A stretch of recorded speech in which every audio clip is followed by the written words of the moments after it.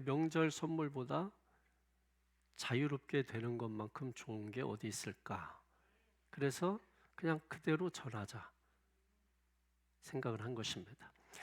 사실 오늘 본문의 말씀은 어렵지 않아요. 굉장히 쉬운데 이걸 설명하는 게 어렵지, 그러니까 이해하는 것은 그렇게 어렵다고 생각이 들지 않는 그런 말씀입니다. 오늘 본문의 32절을 보면은 진리를 알지니 진리가 너희를 자유롭게 하리라. 이 말씀은 너무나 유명한 그런 말씀이죠.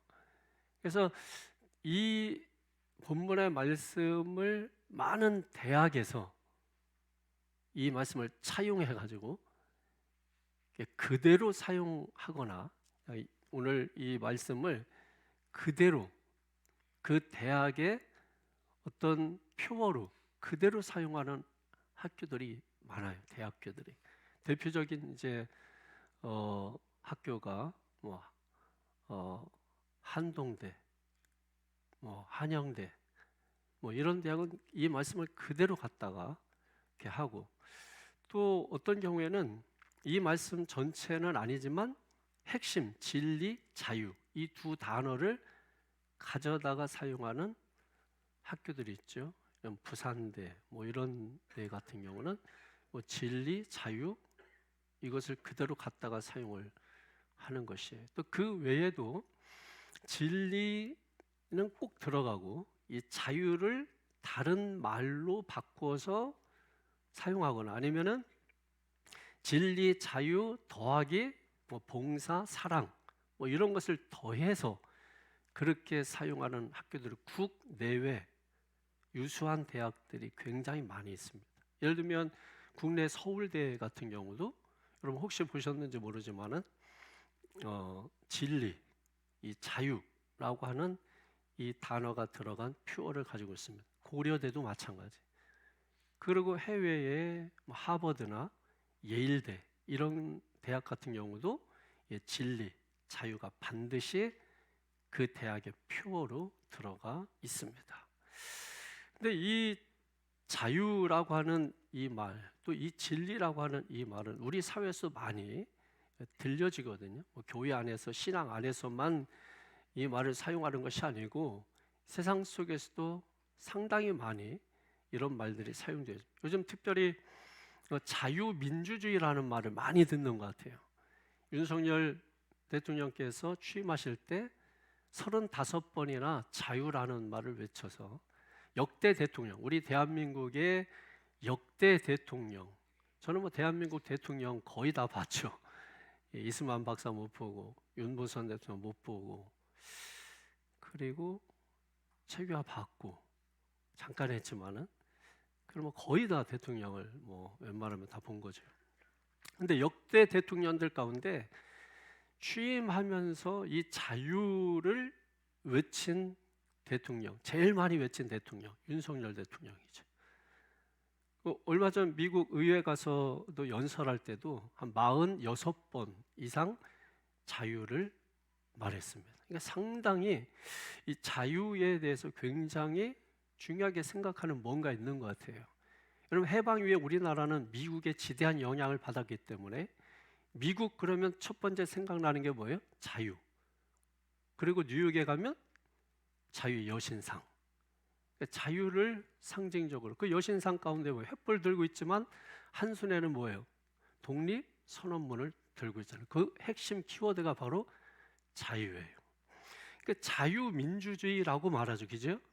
예, 이번 정부가 추구하는 것이 뭐예요? 자유민주주의잖아요. 근데 우리는 이 자유민주주의를 같은 거라고 생각할 수 있지만은 이것은 같은 개념이 아니고 그냥 불가분의 관계예요. 그러니까 둘 중에 무엇이 우선시하느냐가 가치예요.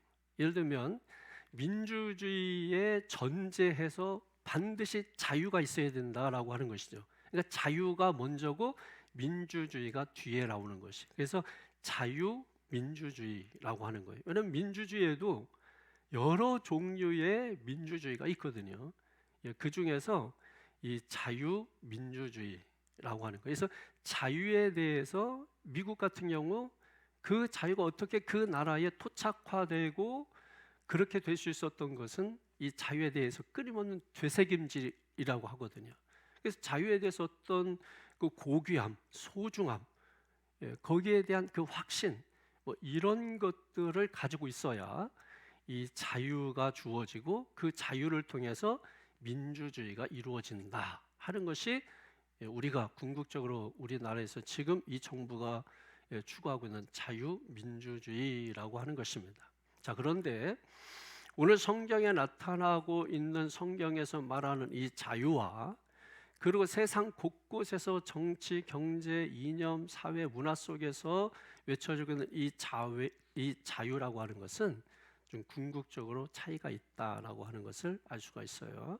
그래서 어떤 차이가 있는지, 그리고 성경에서 예수님께서 일찍이 이 진리, 자유라고 말한 것에 대하여 어떤 의미를 가지고 있는지 오늘 본문 말씀을 통해서 살펴보고, 이 유명한 이 말씀이 유명한 것으로 그치지 아니하고 여러분의 삶에 적용돼서 진리를 알지니 진리가 너희를 자유롭게 하리라 하는 이 말씀이 여러분에게 그대로 응하게 되는 역사가 있기를 축원합니다.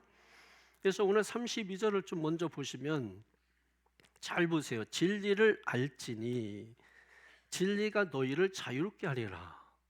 자, 예수님께서 이 말씀을 왜 하셨을까요? 예수님 이 말씀을 왜 하셨을까?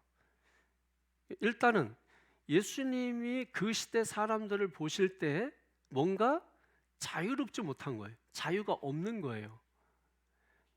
사람들을 볼 때 자유가 없어 보이니까 뭐예요? 자유롭게 되리라 라고 말씀을 하고 있는 것이죠. 그럼 사람들이 자유하지 못하는 이유가 뭐냐? 또 성경은 또 말씀하시는 거예요. 진리를 모르기 때문이다. 반대로 진리를 알면 자유롭게 된다. 반대로 진리를 모르면 자유롭게 되지 못한다. 그러니까 자유롭기 위해서는 진리를 알아야 한다라고 하는 것이죠. 자, 그리고 나서 33절에 보면 이런 말씀을 하세요. 시작. 그들이 대답하되 우리가 아브라함의 자손이라 남의 종이 된 적이 없거늘 어찌하여 우리가 자유롭게 되리라 하느냐. 아멘. 자, 지금 예수님께서 자유롭게 돼야 된다 이렇게 말했더니 듣는 사람들이 아니 우리가 누구의 종이 된 적이 있나? 근데 왜 우리한테 자유롭게 되라 이런 말씀을, 말도 되지 않는 이런 말을 하지 하고 사람들이 의문을 품기 시작했다는 거예요.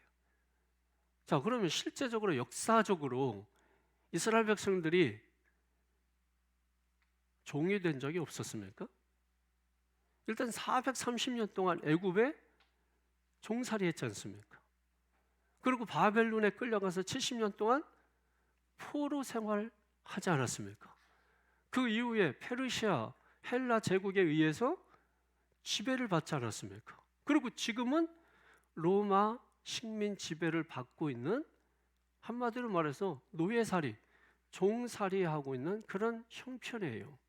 자, 그런데도 불구하고 이 사람들 지금 우리가 누구의 종 된 적이 없다 지금 이렇게 이야기하는 이유가 뭐냐는 거예요. 이유는 간단합니다. 우선 이런 거죠. 자존심이 허락을 하지 않는 거예요. 여러분, 내가 누구의 종 된 적이 있다, 누구의 식민지 생활을 산 적이 있다, 여러분 부끄럽지 않습니까?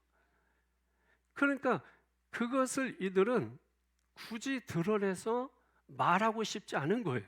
그러니까 자기의 자존심에 상처를 주면서까지 이 사실을 인정하고 싶지 않은 거예요. 그러니까 아예 뭐예요? 인정하지 않아버리는 거예요. 우리도 여러분 시간이 많이 지났음에도 불구하고 일본의 식민 지배를 받았던 적이 있죠. 입에 담기도 싫잖아요. 그리고 누군가 옆에서 그런 얘기하면 언제 우리가 그랬느냐 하면서 노발대발 하실 수 있는 분들도 있어요. 왜? 인정하고 싶지 않은 거예요. 그리고 또 다른 이유는 뭐냐면 이들이 생각하고 있는 그 자유와 예수님이 생각하고 있는 그 자유가 다르기 때문에 그럴 수도 있죠. 여러분, 이 사람들이 생각하는 자유라고 하는 것이 뭐냐면 로마 통치로부터의 어떤 자유, 지배 권력으로부터의 어떤 자유, 억압으로부터 구속으로부터의 어떤 자유, 이 사람들은 어떤 힘에 의해서 눌림을 받는 곳으로부터의 자유, 해방, 이것을 생각하는 것이라면 지금 예수님은 그 뒤에 34절부터 36절 계속 나옵니다만은 죄로부터의 자유, 세상으로부터의 자유, 예수님께서 궁극적으로는 이 죄로부터의 자유를 말하고 있는 거죠. 그러니까 지금 이 사람들은 죄로부터 자유롭지 못한 겁니다. 율법으로부터 자유롭지 못한 거예요. 다시 말해서 죄의 종으로 살고 있고 율법의 노예로 살고 있다라고 하는 거죠. 근데 이 사람들이 이런 것들을 부정해 버리니까 자기 자신의 영적인 현실을 제대로 보지 못하는 거예요. 영적인 현실이 얼마나 처참한지를 보지 못하는 겁니다. 자, 여러분들도 마찬가지예요. 나는 나름대로 최선을 다해서 열심히 산다고 하는데 교회 왔더니 목사님이 그게 사는 겁니까? 이렇게 말한다고 했을 때 여러분은 일단은 뭐 하고 싶습니까? 거절하고 싶은 거죠. 왜? 만약에 그것을 인정하게 되면 지금까지 내가 그래도 노력하면서 살아왔던 그 삶에 대해서 한순간에 부정당하거나 내 삶이 무너지는 것 같기 때문에 일단은 뭐예요? 인정하고 싶지 않은 거예요. 근데 여러분이 생각하고 있는 자유와 또 제가 생각하고 있는 그 자유가 다를 수 있는 것이죠. 그래서 뭐예요? 들어봐야 아는 것이거든요. 그러니까 예수님이 계속해서 오늘 8장 우리가 핵심적인 부분만 읽었지만은 8장 1절 이하에 가늠하다 현장에서 붙잡혀 끌려온 그 여인에 대한 이야기를 마치고 예수님께서 나는 세상의 빛이다 라고 말씀하셨을 때 사람들이 이 말에 대해서 이해를 하지 못한 거예요. 이해를 하지 못하니까 계속해서 예수님께서 논쟁을 펼치는 내용이 오늘 본문 바로 앞절까지 나와 있는 것이죠. 그리고 그 이후에도 계속해서 이해하지 못한 사람들이 예수님과의 그 논쟁을 벌여가는 내용인 거예요. 예수님 계속해서 말씀을 하고 계시는 것입니다. 오늘 주님이 왜 이 말씀을 하시느냐면 바로 그거죠. 이 사람들이 결국 자기의 현실적인 영적인 처참한 상태를 지금 보지 못하기 때문에 예수님께서 오늘 본문의 말씀을 주고 계시다라고 하는 것입니다. 무엇이냐면 그러므로 예수께서 자기를 믿은 유대인들에게 이르시되, 여기 자기를 믿었다라고 하지만은 성경에 보면 예수님을 믿었다 했을 때 이것이 구원에 이르는 믿음을 의미하는 것은 아니에요. 그러니까 이 믿음은 한마디로 말해서 가짜일 수가 있는 것이죠. 그러니까 이 사람들이 예수님을 믿었다면 진리를 의심할 필요가 없는 거죠. 그러니까 믿지를 못했기 때문에 진리를 의심했고 의심하지 못하니까 오해를 하게 됐고 오해를 하니까 왜곡을 하게 됐고 왜곡을 하다 보니 예수님을 십자가에 못 박아 죽이게 하는 그 일을 하게 된 것이죠. 자, 그래서 다시 한번 보시면 그러므로 예수께서 자기를 믿은 유대인들에게 이르시되 너희가 내 말에 거하면 참으로 내 제자가 되고, 그러니까 오늘 본문의 말씀은 32절만 딱 뽑아가지고 진리를 알지니 진리가 너희를 자유롭게 하리라 이렇게만 보면 안 된단 말이에요. 그리고 진리가 너희를 자유롭게 하리라 이 말씀만 뽑아서 봐도 안 되는 말씀이에요. 이 말씀을 어디하고 짝으로 연결되어 있는 말씀이라면 31절에 너희가 내 말에 거하면 참으로 내 제자가 되고, 그 다음에 주신 말씀이 32절이에요. 그러니까 이 32절 말씀만 좋다고 이것만 겉표지에다가 적어놓고 다니면 이 말씀의 본질, 핵심, 이 본문이 의도하고 있는 그 의도를 알아채지 못한다라고 하는 것입니다. 자, 그러면 31절에 너희가 내 말에 거하면 이라고 하는 말이 무슨 뜻일까요? 여러분, 내 말이라고 하는 건 뭐예요? 지금 내는 누구죠? 예수님, 주님이시죠. 그러니까 주님의 말은 주님의 말씀이죠. 그러니까 주님 말씀 안에 거한다라고 지금 말씀하고 있는 거예요. 그러면 주님 말씀 안에 거하는 것은 무엇이냐는 거예요. 이런 의미입니다. 여러분, 쉽게 여러분 설명드리면 지금 내가 살고 있는 이곳에서 다른 곳으로 이사한다, 이런 뜻이에요. 주님 말씀 안에 거한다. 거한다라고 하는 것은 집을 짓고 사는 거잖아요. 그런데 우리가 어디에다 집을 짓고 사냐면 주님 말씀 안에 집을 짓고 살아야 되잖아요. 그런데 지금 우리가 집을 짓고 사는 곳이 어디냐는 거예요. 세상이죠. 이 세상에 집을 짓고 살고 있는데 이 세상에 작별을 고하고, 그리고 우리가 주님 말씀 안으로 이사하는 것, 이것을 말씀을 하고 있는 것입니다. 자, 예를 들면 아브라함 있지 않습니까? 아브라함이 이사가 어려운 이유가 그런 거 아니에요? 아브라함이 갈대아 우르에서 아버지가 우상장사 사업을 한 거 아니에요? 그러니까 잘 먹고 잘 살았단 말이에요. 사는데 불편함이 없었단 말이에요. 그리고 가족 공동체도 좋고 이웃 멤버십도 나쁘지 않았어요. 그래서 지금까지 살아온 삶의 방식도 뭐 괜찮았어요.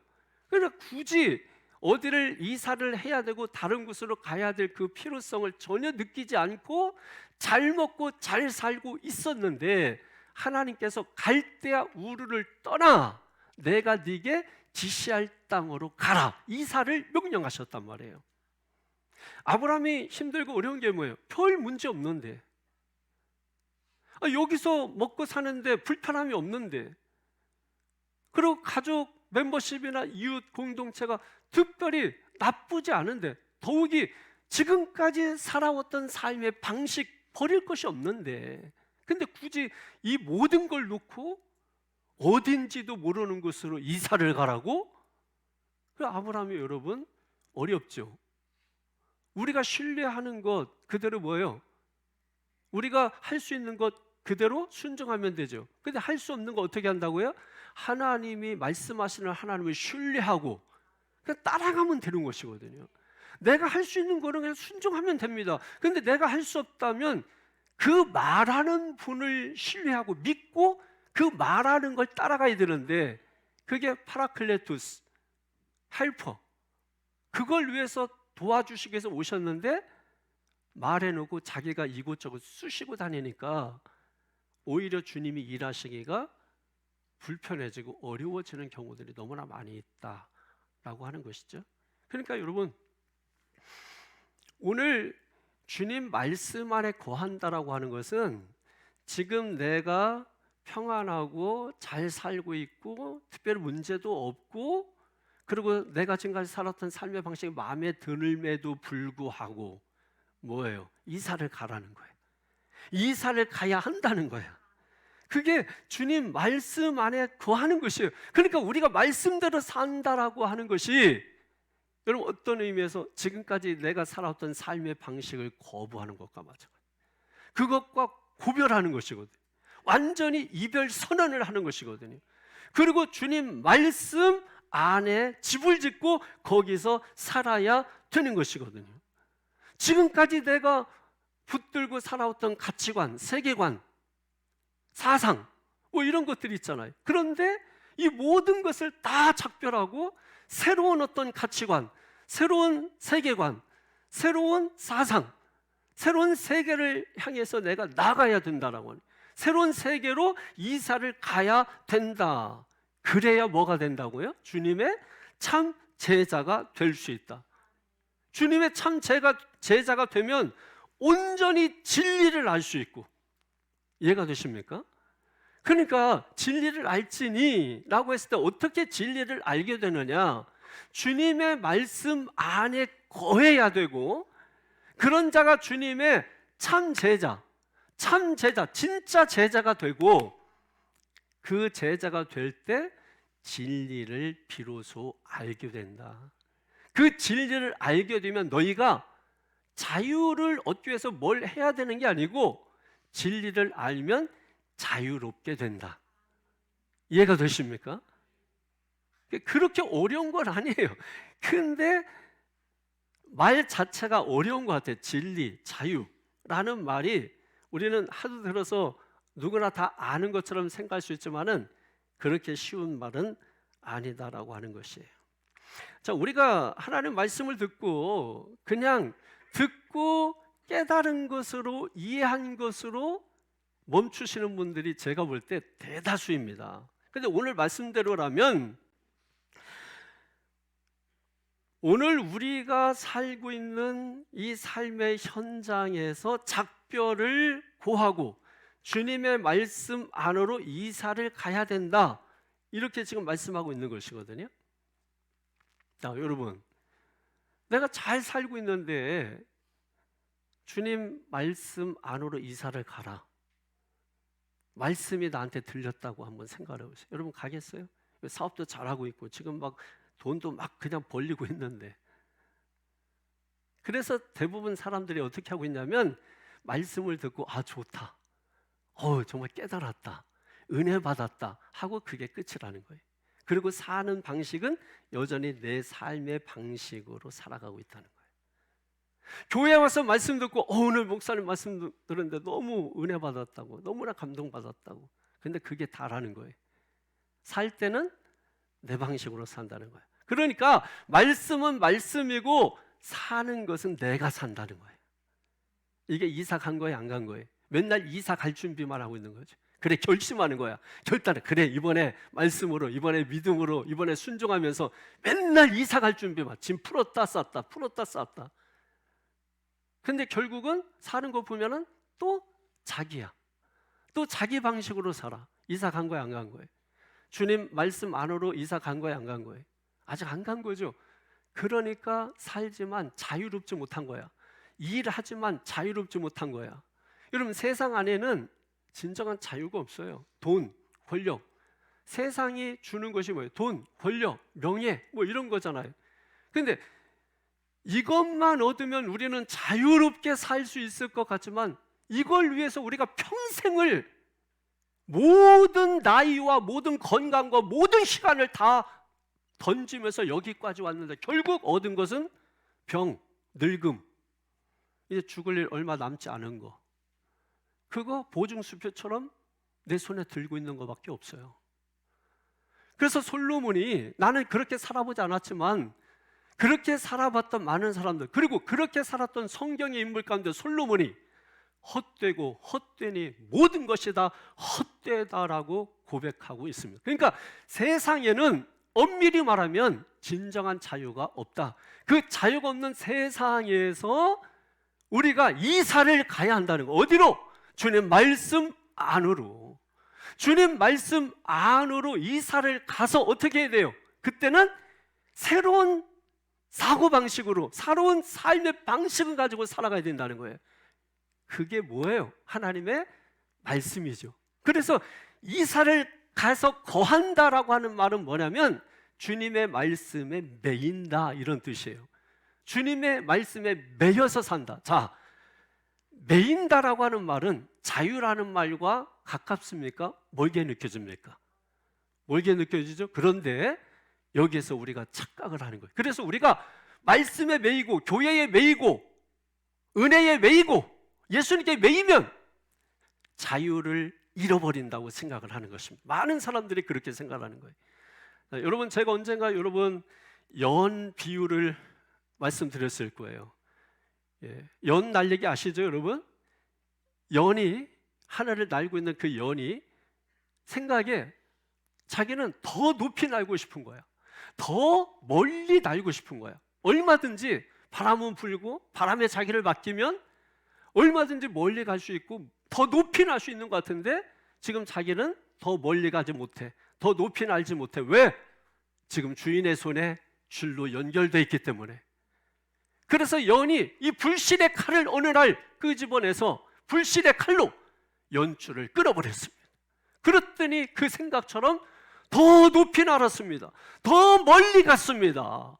그런데 얼마 지나지 않아 그 연은 전깃줄에 걸려 있거나 큰 나무에 매달려 있거나 아니면 땅바닥에 곤두박질 쳐서 사람들의 발에 짓밟히고 있더라는 거죠. 그 연이 실제로 더 높이 날 수 있는 방법, 더 멀리 갈 수 있는 방법은 오히려 더 주인에 연결된 그 줄이 팽팽할 때 더 높이 날고 팽팽할 때 더 멀리 날 수 있다라고 하는 거예요. 우리가 말씀에 매이는 것은 억압이 아닙니다. 예배에 매이는 것은 억압이 아닙니다. 말씀의 줄을 팽팽하게 연결하면 연결할수록 우리는 더 높이 더 멀리 날 수 있는 자유가 있는 것이거든요. 많은 사람들은 여기서 착각을 일으키고 그 착각이 진짜인 것인 양 믿고 사는 거예요. 플라톤의 가장 유명한 비유 가운데 동굴의 비유라는 것이 있어요. 사람들이 동굴 안에 갇혀서 삽니다. 그런데 이 사람들은 평생 동굴 밖을 나가본 적이 없고 동굴 캄캄함 속에서 사는데 항상 이 사람들은 동굴에서 살지만 앞만 보고 살도록 그렇게 돼 있어요. 그리고 이들의 뒤에서는 횃불이 비칩니다. 그러니까 이들이 보는 것은 실체를 보는 것이 아니고 동굴 벽에 비춰진 그 빛에 의해서 비춰진 그림자를 보고서 사는 거죠. 평생 동안에 어떤 실체를 보지 않고 그림자만 보고 사는 거예요. 그러니까 이 사람들은 그림자가 실체라고 생각하고 그거 외에는 지금까지 본 것이 없으니까 그게 다인 줄 알고 살고 있는 것이죠. 이 사람들이 실체를 보기 위해서는 어떻게 됩니까? 뒤를 돌아다 보든지 아니면은 그 동굴 밖을 나가야 되는 거예요. 그런데 묶여 있으니 나갈 수 없습니다. 그러다가 어느 날 어떤 한 사람이 풀려납니다. 동굴 밖을 나갑니다. 세상을 나가서 보니까 지금까지 자기가 동굴 안에서 봤던 것은 그림자, 즉 실체가 아니었다, 가짜였다라는 것을 단방에 알아볼 수 있었죠. 그러고 나서 이 사람이 다시 붙잡혀 왔습니다. 그리고 동굴 안에 들어갔습니다. 이 사람이 하는 일이 뭘까요? 사람들에게 말하는 겁니다.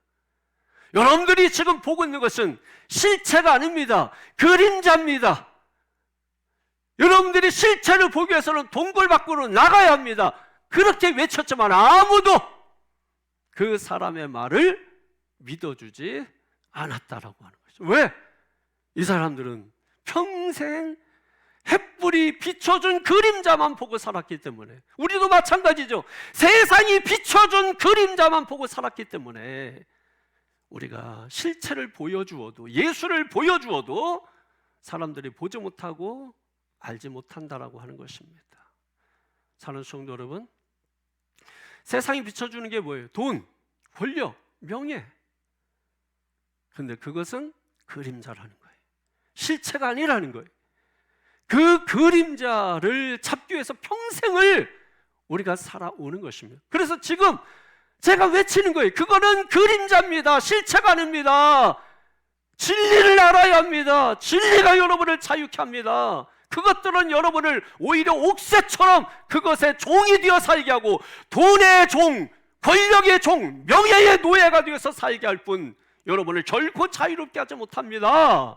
제가 외치고 있는데도 불구하고 여러분은 지금까지 세상이 비춰준 그림자만 보고 살았기 때문에 제가 하는 말이 귀에 들리지 않는다라고 하는 것이죠. 여러분 얼마나 안타까워요. 그렇지 않습니까? 동굴에 갇혀서, 세상에 갇혀서 내가 본 것이 다다? 북한 세계를 한번 들여다보십시오. 북조선은 지상낙원이고 남조선은 지옥 같은 곳이다. 평생을 그 말을 듣고 살아온 북한 주민들, 아무리 보여줘도 믿지 않습니다. 진짜를 보여줘도 믿으려고 하지 않습니다. 여러분 잘 아시는 것처럼 88년도 서울올림픽 있을 때에 북한 기자들 많이 왔죠. 와서 여러분 재밌는 일화들이 있었잖아요. 몇 개. 고속도로를 그들이 달리는데 고속도로에 차가 너무 많잖아. 현실이잖아. 우리 정말 차가 너무 많아서 짜증나잖아. 그래서 이것도 고속도로야? 이러면서 돈을 받아? 짜증나잖아. 근데 그때 북한 기자들이 일률적으로 했던 말이 뭡니까? 여보시오, 야, 남한 주민들 참 고생이 많았어. 우리한테 보여주려고 전국에 있는 차를 끌어다가 이 고속도로에다 깔아놓느라고 얼마나 고생이 많았어. 오히려 우리를 격려했다는 것이더라고요. 그것뿐만이 아닙니다. 남산타워에 올라가서 남산타워에서 도시를 보여줬더니 하는 말이 참 남한 주민들 고생이 많습니다. 우리한테 이걸 보여주려고 동시에 이 빛을, 전력을 전부 쏴서, 여러분, 우리는 지금 도시 가는 곳마다 불쇼에다가 불빛에 여러분 가로등 이로 말했어. 제발 좀 가로등 좀 껐으면 잠 좀 자겠는데. 근데 그들이 볼 때는 뭐예요? 그게 다 쇼라는 거야. 왜? 그들은 지금까지 자기들 세계에서 비춰주는 빛만 보고 살았거든요. 그림자만 보고 살았거든요. 그들은 그림자를 보면서 가짜를 추구하면서 살았거든요. 그러니까 진짜를 보여주어도 받아들이지 못하는 것입니다. 지금 그런 관점에서 우리가 영적으로 북한 세계와 또 동굴의 비유 가운데서 말한 동굴 세계와 다를 바가 뭐가 있습니까? 아직도 우리는 동굴에 갇혀 있고 뒤를 돌아다 보지도 않으면서 오직 앞만 보고 직진하면서 가짜를 보고 그림자만 보고 달려가다가 어느 날 내 인생 한순간에 끝날 수 있다는 것은 누구도 아무도 예측하지 않지 않습니까? 영원할 거라고 생각을 하는 것이죠. 옆에서 사람이 죽어나가도, 옆에서 사고가 일어도 나는 아닐 거야 하는 아니란 생각, 자주적인 생각들을 가지고 살아가고 있는 것입니다. 이런 현실적으로 자신의 영적 상태가 비참한 것을 알지 못하고 사는 사람들에게 오늘 주님께서 오늘 본문의 말씀을 주고 있는 거예요. 주님의 말씀 안에 거하는 자, 참된 제자인데 이들이 진리를 알게 되고 진리를 아는 순간에 그들의 수고가 아니라 진리로 인해서 자유롭게 될 것이다. 할렐루야. 말씀은 절대로 짐이 아닙니다. 예배는 절대로 짐이 아닙니다. 결코 억압이 아닙니다. 이 말씀이 없으면 더 자유할 것 같죠. 말씀 안 들으면 자유할 것 같잖아. 세상적으로 세상의 가치를 가지고 사는 사람들일수록 제 말을, 설교를 들으면 더 짐이 되는 거예요. 그러니까 제가 믿다면 그만큼 세상적이겠죠. 제 하는 설교가 아니올시다 받아들일 수 없다면 그만큼 우리는 세속적 세계관에 갇혀 살고 있는 사람일 것이 분명합니다. 왜냐하면 저는 지금 제 말을 하는 게 아니라 하나님의 말씀을 전하고 있기 때문입니다. 그런데 사람들은 보지 못해요. 보지 못합니다. 진리 보지 못합니다. 왜? 우리는 사람이니까, 진리는 하나님께 속했으니까. 그런데 보여줘야 되는데 어떻게 보여줄까? 그래서 마지막 최후의 보루의 방법, 최후의 보루 무엇인가요? 자신이 인간의 몸을 입고 이 땅에 오신 것입니다. 그리고 십자가에 죽으신 거예요. 십자가의 그 사랑, 진리라는 거예요. 그 진리를 알면 너희가 모든 것으로부터 자유롭게 된다. 자유롭게 된다가 뭐예요? 매이지 않는다는 거예요. 자, 예를 들면 이런 거죠. 하박국 선지자가 비록 무화과나무에 열매가 없고 포도나무에 결실이 없고 외양간에 송아지가 없을지라도, 이해가 되십니까? 있으면 좋지만 없어도, 있으면 좋지만 없어도 나는 사는데 문제없다. 매이지 않는 거죠. 매이지 않는 거죠. 여러분, 사도 바울이 예수님 만나고 나서 진정한 자유를 얻고 외친 말씀이 뭡니까? 나는 비천에 처할 줄도 알고 나는 부유에 처할 줄도 알고 어디에든지 나는 처할 줄 안다라는 거예요. 부해도 좋고 부하지 않아도 좋다는 거예요. 살 수 있다는 거예요. 무엇을 말하는 거예요? 진정한 자유는 그래서 돈이 필요 없다, 그래서 권력이 필요 없다, 그래서 명예가 필요 없다, 그래서 실력이 필요 없다가 아니라 거기에 매이지 않는 겁니다. 오직 우리가 매여야 되는 것은 예수. 오직 우리가 매여야 되는 것은 말씀. 오직 우리가 매여야 되는 것은 진리. 왜?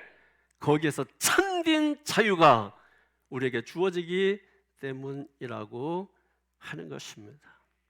자, 오늘 궁극적으로 이 말씀을 주게 된 그 배경은 10장을 우리가 8장을 들여다보면 1절에 뭐예요? 어떤 내용이 나옵니까?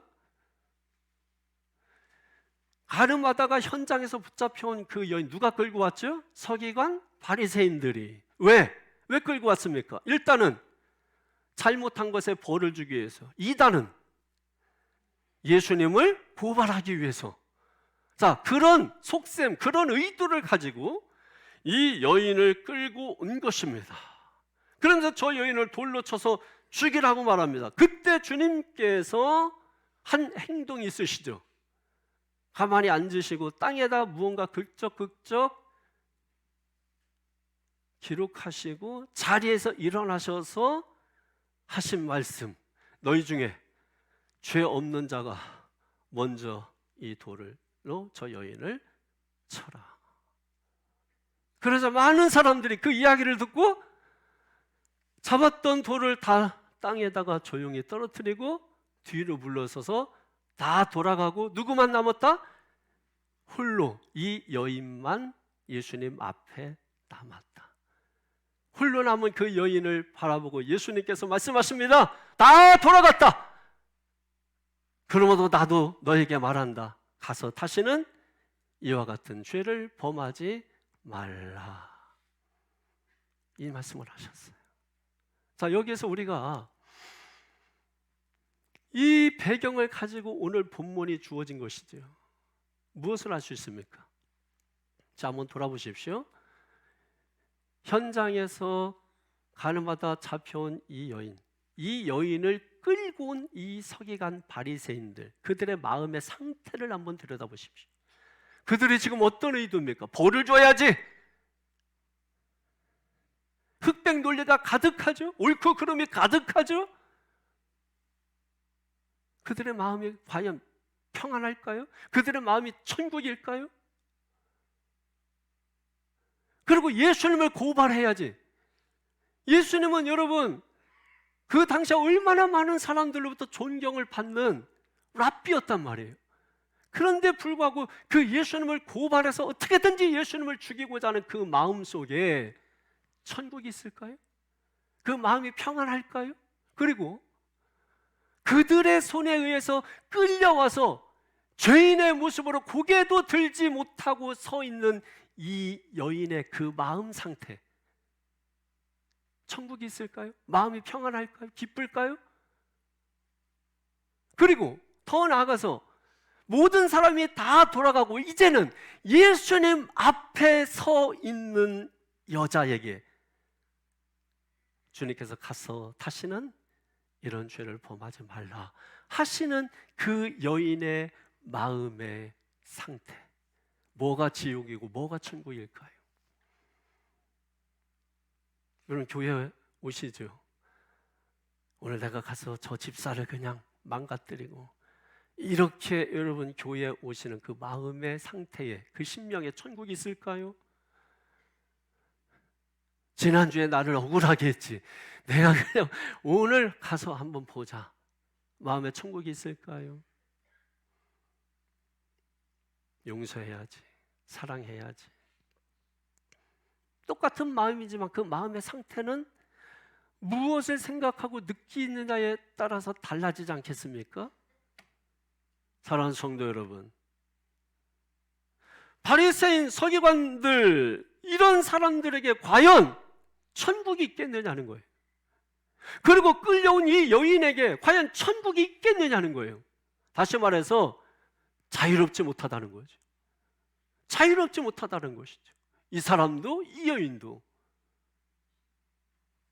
근데 중요한 것은 그 자유롭지 못한 이유가 다른 게 아니라는 거죠.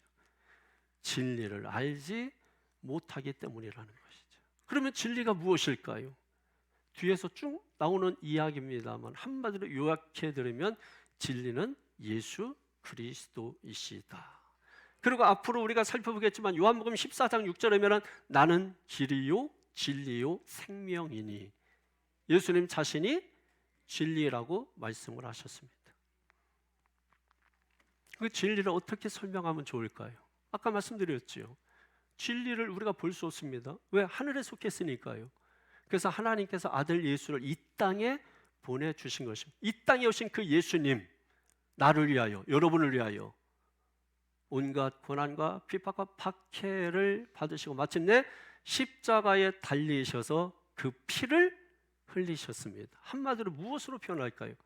하나님 아버지의 사랑 아닌가요? 이 사랑을 알면 너희가 모든 것으로부터 자유롭게 될 것이다. 진리를 알지니 진리가 너희를 자유롭게 하리라. 너희가 자유롭지 못하니까 그 여인을 용서하지 못하고 죄값을 받아야 된다고 하면서 그 여인을 끌고 오는 너희의 속뜻, 속마음, 속의도는 나를 고발하고자 함이 아니냐. 그런 너희들의 형편을 보니 자유가 없구나, 자유롭지 못하구나. 그 이유가 뭔지 아느냐? 알지 못하기 때문이야. 무엇을? 진리를. 진리가 무엇이냐? 네 앞에 있지 않느냐. 그런데도 너는 보지 못하는도다. 그래서 주님이 뭐예요? 죽으신 거예요. 죽어야 네가 깨닫겠구나. 이해가 되십니까?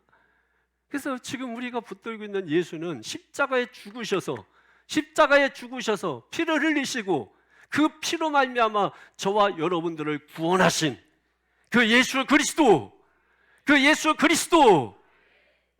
그리스도를 지금 보고 있는 거예요. 그 예수 그리스도를 붙들고 있는 거예요. 그분이 지금 저 여러분에게 말씀하시는 것입니다. 진리를 알지니 진리가 너희를 자유롭게 하리라. 이 말씀에 매이시기를 바랍니다. 이 복음에 매이시기를 바랍니다. 그것이 자유예요. 이 복음을 떠나는 게 자유가 아니라고요. 멸망이라고요. 땅바닥에 곤두박질 친다고요. 높이 난들 나뭇가지에 걸려서 바람에 흔들릴 뿐이라고요. 그게 높이 난 것처럼 세상은 보이지만 시간이 가면 결국은 떨어지고 말 것이라고요. 왜 그 일을 위해서 네 일평생을 바치느냐? 내 백성은 나를 위하여 지었나니 내 백성은 나를 찬송하게 하려 함이니라. 할렐루야. 이것이 우리가 해야 될 일이기 때문에 오늘 이 자리에 나온 것이고, 이 자리에 나와서 주님을 예배할 때 자유함이 있잖아요. 식구들끼리 모여서 같이 밥 먹고 희낙낙거리고, 여러분 그것도 좋습니다. 그러나 여러분 그것보다 더 좋은 것이 예수 그리스도의 그 넓으시고 깊으시고 높으신 그 사랑을 깨달아 안 자들이 한 자리에 모여 그분을 영화롭게 하는 이 예배야말로 우리를 구속하는 속박이 아니라 억압이 아니라 오히려 자유라고 하는 것입니다. 예수에게 매여 사는 것이 자유라는 거예요. 복음에 매여 사는 것이 자유라는 거예요. 그게 더 높이 날 수 있는 방법이라는 거예요. 더 멀리 날 수 있는 방법이라는 거예요. 부자 되기 바랍니다. 성공하기 바랍니다. 형통하기 바랍니다. 잘 되시기 바랍니다. 자녀들 전부 다 대통령 되시기 바랍니다. 우리나라 대통령 한 번에 뭐 수십 명 나와야 돼. 그러나 더 바라기는 진리를 알기를 바랍니다. 대통령이 된들 자유함이 없잖아요. 요즘 보면 아유 저 왜 되나 이런 싶어요. 그래서 감사한 거예요. 우리 자녀들이 대통령이 안 돼서 너무 감사한 거예요. 요즘 국회의원들 맨날 욕먹어. 너무 감사한 거예요. 우리 자녀들이 똑똑해서 국회의원 안 된 게 너무 감사한 거예요. 요즘 장관들 너무 욕먹어. 자녀들까지 뭐 다 그냥 집안 다 들통나 숨겨놨던 것까지 우리 자녀들이 장관 안 된 게 너무 감사하다. 제가 감사하는 거는 뭐예요? 하나님의 자녀가 된 것. 그래서 진리를 알고자 주님 앞에 나오는 것. 그래서 인생의 진정한 자유함 가지고 민주주의 앞에 자유가 없으면 민주주의는 효력을 잃어버립니다. 진짜 민주주의를 할 수 없기 때문에 자유민주주의라고 하는 거예요. 진리가 성공 앞에 없으면, 진리가 부자 앞에 없으면, 진리가 실력 앞에 없으면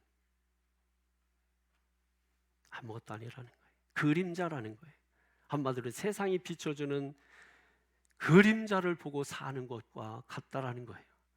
실제를 보기를 바랍니다. 실체를 보기를 바랍니다. 진짜를 보기를 바랍니다. 할렐루야. 이 시간 그 사랑 찬양하면서 준비하신 예물 하나님 앞에 드리십시다.